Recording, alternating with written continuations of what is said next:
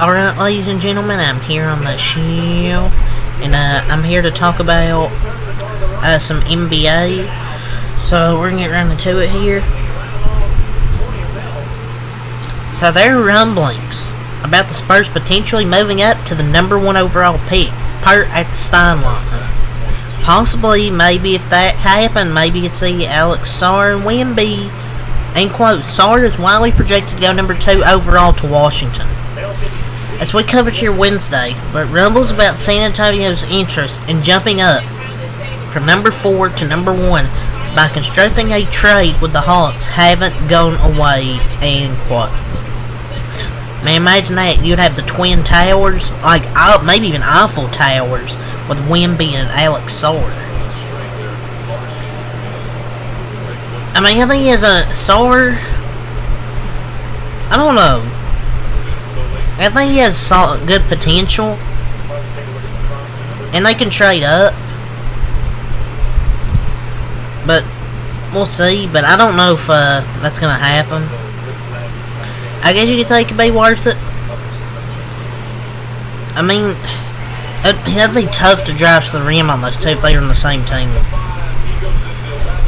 We'll see, though. We'll see. So the Dallas Mavericks. We have to talk about the Mavericks now. They're trying to trade Tim Hardaway Jr. Oh, really now? Or at the Steinline? Yeah, not like yeah, somebody's totally gonna trade for Tim Hardaway Jr. End quote. League sources say that the Mavericks will promptly resume their long-running search for a trade partner to take Hardaway on, which is more likely than ever to come to fruition with the 32-year-old now entering the final season of his current contract, and with his salary declining from $17.9 million in 2023-24 season to $16.2 million in 2024-25. Wow, such a loss of money right there. Dude, his agent needs a raise. How the hell did this guy get a 4-year, $75 million contract extension? I mean, he's a great dude, but he just doesn't offer much outside of shooting, and he's been inconsistent. Even that. He's been inconsistent. I mean, he was good before. He used to be good, but now he's just not. That's like that meme. Who want me? 100% no. You'll get a bag of chips in return, and you can open up $17 million in open cap. I don't think it opens any cap space, because the Mavs are over the first apron, so they need to take back 100% of his salary. You might get a late second round pick for this guy. I just don't see any team trading a future draft, maybe even a draft pick. I just don't see a team trading like a first round pick or a player just to get Tim Hardaway Jr.'s inconsistent shooting on their basketball team. So ESPN, they're warming up to the idea of Tim Legler calling more games next season, per the NY Post. End quote here. For years, Legler was wanted to do more games, but ESPN decision makers resisted, giving him a bigger workload on site as he is so valuable in studio, particularly with Scott Van Pelt. However, ESPN leadership has warmed up to the idea of him calling more games, sources said. This would be a good idea, because he's one of their only good analysts that they have. It's the only one I can stand, because he actually analyzes the game. That's why they don't want him calling the games, I feel like. But he could even do his own breakdowns on the games. But this would be such a W. W need it.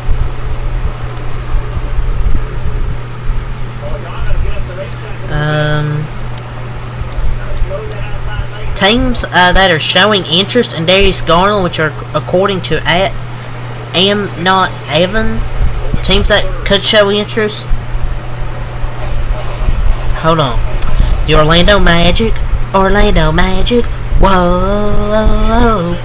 The Brooklyn Nets, the Washington Wizards, the Toronto Raptors, the San Antonio Spurs, the Minnesota Timberwolves, the Utah Jazz, and the New Orleans Pelicans are the teams that could show interest.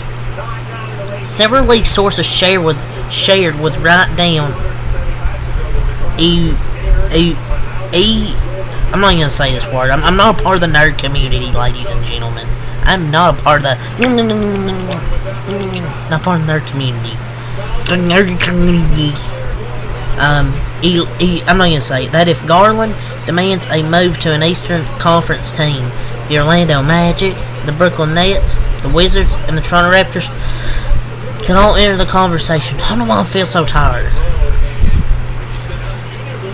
If it expands to the entire NBA, then similar sources shared that the San Antonio Spurs, Minnesota Timberwolves, and the Utah Jazz and the New Orleans Pelicans can send Cleveland trade proposals. The Magic want anyone with an offensive pulse at this point.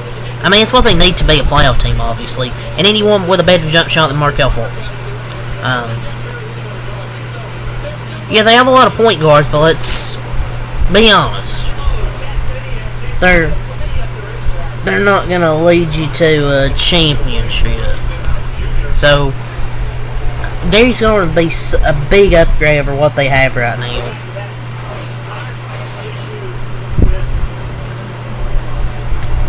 So, via Bleacher Report, end quote, Brandon Ingram is definitely somebody I expect to be moved this summer. End quote from Chris B. Haynes.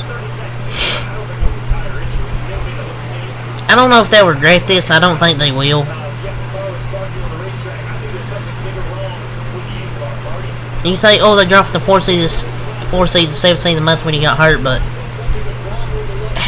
he's just not that good.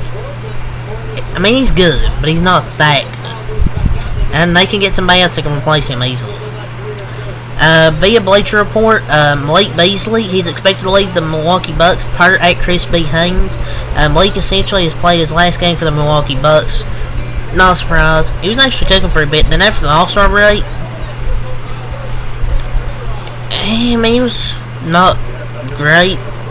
That's what he does. He's just weird. Like, there was one game he was 5 for 5 from 3 in the first half against the Kings in like mid-January. Then he never shot well after that. Just too inconsistent. But yeah, he's leaving the Bucks. Not really a big shock. So Dallas, San Antonio, Detroit, Utah, and New Orleans are expected to show interest in Tobias Harris, per Chris B. Haynes. Ain't quote, he's motivated to prove people wrong. Eyes emoji via at Bleacher Report. Prove people wrong. Prove people wrong. Not seeing your team on this list is like winning the lottery. You do not want this guy. He's had years to do that, and we're still here. Yeah, these teams are in for a rude awakening. Where's the Shanghai Sharks? I don't see the Shanghai Sharks here. He's just not a good player. Doc Rivers is looking to change the core around Giannis Antetokounmpo and Dame Dollar. Per Windhorse ESPN via First Take, there's starting to be rumblings that Doc Rivers is looking for a change or two to some of their core pieces. That's how this freaking article is read, or this tweet. I don't know why it says looking for a change or two to some of their core pieces. Anyways, not Dame or Giannis, but potentially looking at another maneuver they can make to alter their team. I think they could be acting the trade market coming. I think it's less likely than Philly or New York that they could make this big move. Don't forget about Milwaukee. Doc Rivers single-handedly ruined the Bucks in less than a year. It looks like they need to change the coach again. Don't worry about new players to get a new coach. The Lakers could circle back on DeJounte Murray per Shams Charania. They have to beat Grayson, and I think DeJounte Murray will come up in trade conversations, and quote on the Pat McAfee show.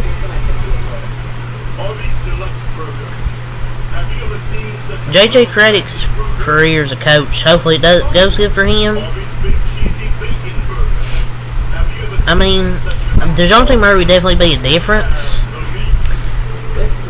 but they have some assets they can trade for him, but are they worth giving up to get John T. Murray? Isaiah Stewart, he's a name to watch out on the trade market, per Jake L. Fisher. There appears to be a wide range of starting caliber big men available for trade, and the Detroit Pistons are evaluating the market for Isaiah Stewart, according to league sources. I mean, he's solid, but they're tripping. There's no market for him. Chicago Bulls reportedly requested four unprotected picks in exchange for Alex Caruso during previous trade negotiations, per Jake L. Fisher. The Bulls engaged several teams over the past 18 months that were willing to sacrifice first-round capital for Caruso, sources said.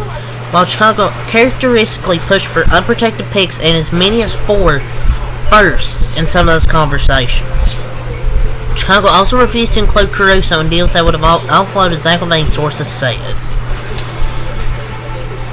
Jesus. You went from 4 firsts to Josh Giddey. I shouldn't say you went from 4 firsts. There was never 4 firsts. But that means the 4 firsts weren't actually there. But just sell the team, dude. It's the worst front office in basketball. You could have that Vince McMahon clip saying, "Screw you, you're fired." That's what the Bulls GM. And they didn't settle for Josh Giddey, but I guess that's the best they could get. Because I'm pretty sure they were requesting 4 probably unprotected first-round picks, and teams were like, "Fuck that." They're probably like, "Fuck that, hang up on. I'm hanging up on you." Colin Cowherd on the herd. He had a trade idea. Most normal NBA trade idea. Thunder receive Anthony Davis. Lakers receive J-Dub, Taysom Wallace, and 4 first-round picks. Yeah, the Thunder would definitely do this.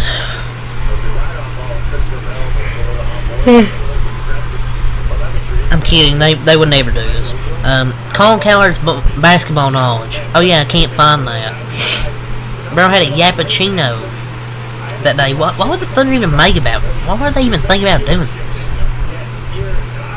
The Utah Jazz, they could trade Walker Kessler, per Jake L. Fisher. There appears to be a wide range of starting caliber big men available for trade. Rival teams believe Utah is willing to engage in trade talks that would part ways with Jazz second-year center Walker Kessler.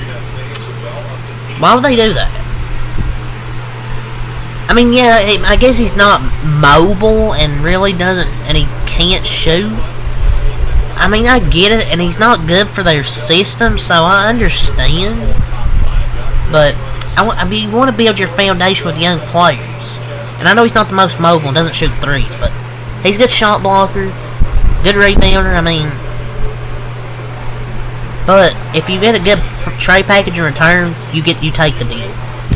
Jeanie Buss reportedly banished Jerry West and revoked his season tickets after West took issue with her dating the team's head coach, per Sherwood Strauss. After Jerry Buss died, Jeanie Buss inherited the team and wholly excommunicated Jerry West from the franchise, basically. Imagine blackballing a Laker legend from being part of the organization because you can't keep things professional. We stand with Jerry West. Get Jeanie Buss out. Such an L.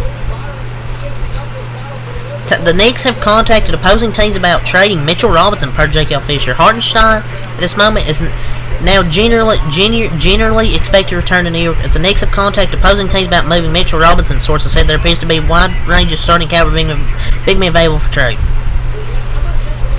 We'll see. They could trade him. I mean, not the best source Jake L. Fisher is, but he's pretty reliable source. So I can definitely see them moving Mitchell Robinson, because if they bring back Hartenstein, they might move Mitchell Robinson. The Charlotte Hornets, they've discussed a Miles Bridges for the Ben Simmons trade. I don't know who's dumber, Charlotte for offering this trade or Brooklyn for not making sure this happens. You know, once this is like mid versus garbage. Jimmy Butler will be traded. Rival executives have been buzzing about. Yeah, he'll sign an extension somehow. OK intended to have Josh Giddey come off the bench next season, but he was not in favor of his role and preferred to be traded. Yet the dude wanted to start. Paul George could opt in and request a trade to his preferred destination. Felt he'll end up in Philly. LeBron James expected opt out of his deal with the Lakers. But yeah, that's really all I have to say here. So until next time, I'll go out. Peace.